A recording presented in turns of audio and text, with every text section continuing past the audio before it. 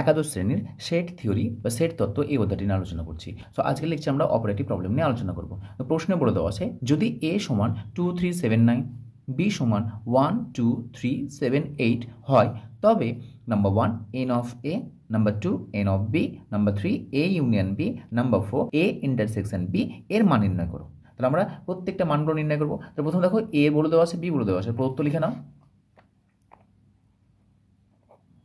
প্রদত্ত a is equals to 2 3 7 9, b is equals to 1 2 3 7 8।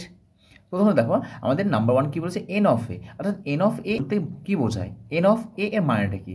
N of এ বলতে N for number বা cardinality বলা হয়, অর্থাৎ একটা সেটের মধ্যে যতগুলো পদ নিয়ে গঠিত সেই পদের সংখ্যাকে বলা হয় এন অফ এ, অর্থাৎ কার্ডিনালিটি বলা হয় এটাকে। তাহলে বলতো এ সেটে কতগুলো পদ রয়েছে, দেখো 1টি 2টি 3টি 4টি, তাহলে এ সেটের মধ্যে 4খানা পদ রয়েছে, তাহলে এন অফ এ এর মান হবে 4।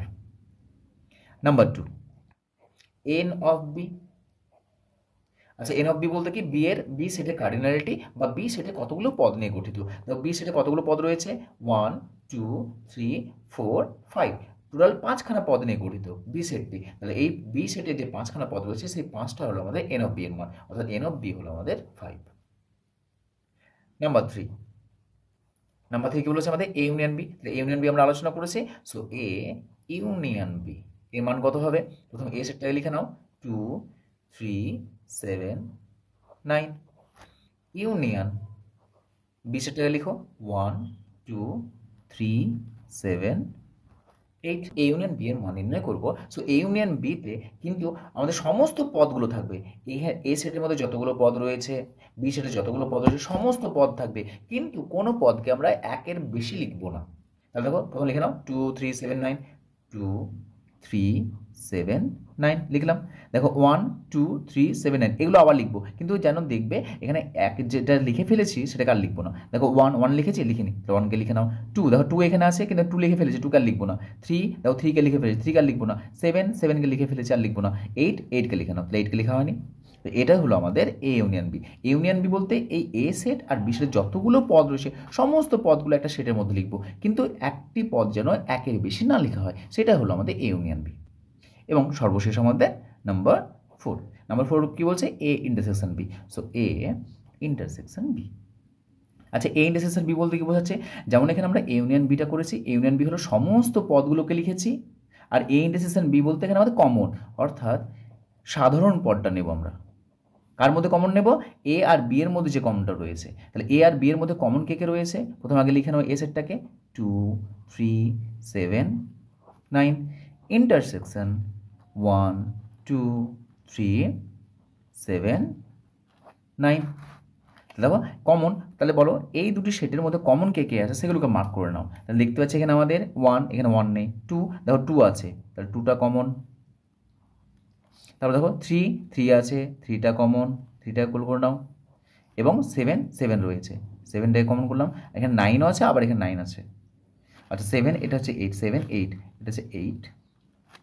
তাহলে দেখো 2 এর মধ্যে রয়েছে, এর মধ্যে রয়েছে, 3 এর মধ্যে রয়েছে, এর মধ্যে রয়েছে, 7 এই সেটের মধ্যে রয়েছে, এই সেটের মধ্যে রয়েছে। তাহলে আমাদের কমন যেটা পাচ্ছি সেটা আমরা কী কী সেট পাচ্ছি, কমনের মধ্যে লিখে নাও 2 3 7, অর্থাৎ এ এবং বি সেটে যে পদগুলি কমন রয়েছে সেই পদগুলি নিয়ে গঠিত সেটটিকে আমাদের বলা হয় এ ইন্টারসেকশন বি, অথবা এ ও বি সেট দুটি ছেদ।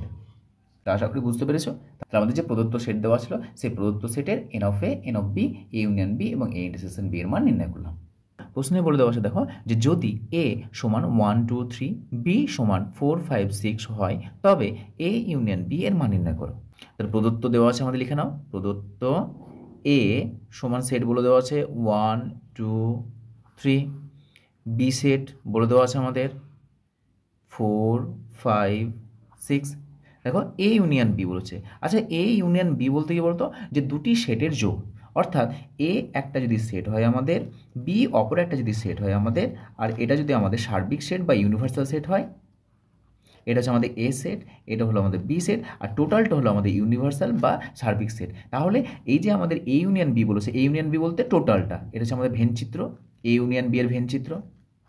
তার মানে সমস্ত এলিমেন্টগুলো নেব, নিয়ে এ ইউনিয়ন বি এর মধ্যে লিখব। অর্থাৎ এ ইউনিয়ন বি এর ডেফিনেশন হলো আমাদের যে x such that x belongs to A or x belongs to B. অর্থাৎ সমস্ত পদগুলোকে নাও, পদগুলোকে নিয়ে যে সেট পাবে সেই সেটটাকে বলা হবে এ ইউনিয়ন বি। মানগুলো বসিয়ে দাও। এটা হচ্ছে আমাদের 1 2 3 ইউনিয়ন 4 5 6 ইজ ইকুয়ালস টু, দেখো সমস্তগুলোকে লিখো 1 2 3 কমা 4 5 6 4 5 6। তাহলে এটা হলো আমাদের এ ইউনিয়ন বি এর মান। তার মানে এ ইউনিয়ন বি বলতে কি, এ সেটে যতগুলো পদ আছে সবগুলো লিখবো, বি সেটে যতগুলো পদ আছে সবগুলোকে লিখবো, কিন্তু কোনো পদ যেন আমাদের রিপিট না করে। তাহলে সেটা হলো আমাদের এ ইউনিয়ন বি এর মান। অপর একটা প্রশ্ন নিয়েছি আমরা, দেখো যে বলছে যে এ সমান 1 3 4 5, বি সমান বলে দিচ্ছে 1 2 3 4 5 6। তাহলে এই দুটি সেট যদি হয় তবে এ ইউনিয়ন বি এর মান নির্ণয় করতে বলেছে। তাহলে আমরা একইভাবে আবার এ ইউনিয়ন বি এর মান নির্ণয় করব। এ ইউনিয়ন বি সমান, প্রথমে এ সেটটাকে লিখো 1 3 4 5 ইউনিয়ন 1 2 3 4 5 6। এবার দেখো ইউনিয়ন বলতে সমস্ত পদগুলো লিখো, কিন্তু কোনো পদ যেন রিপিট না করে। অর্থাৎ 1 3 4 5, প্রথমে এ সেটের সমস্ত পদগুলো লিখলাম। এ দেখো 1 2 3 4 5 6, কিন্তু অলরেডি আমরা দেখো 1 লিখেছি, তাহলে 1কে লিখবো না। 3 লিখেছি, 3কে লিখবো না। 2কে লিখো 2 5 6, দেখো 5কে লিখে ফেলেছি, তাহলে 5কে আর লিখবো না। তাহলে এটাই হলো আমাদের এ ইউনিয়ন বি এর মান।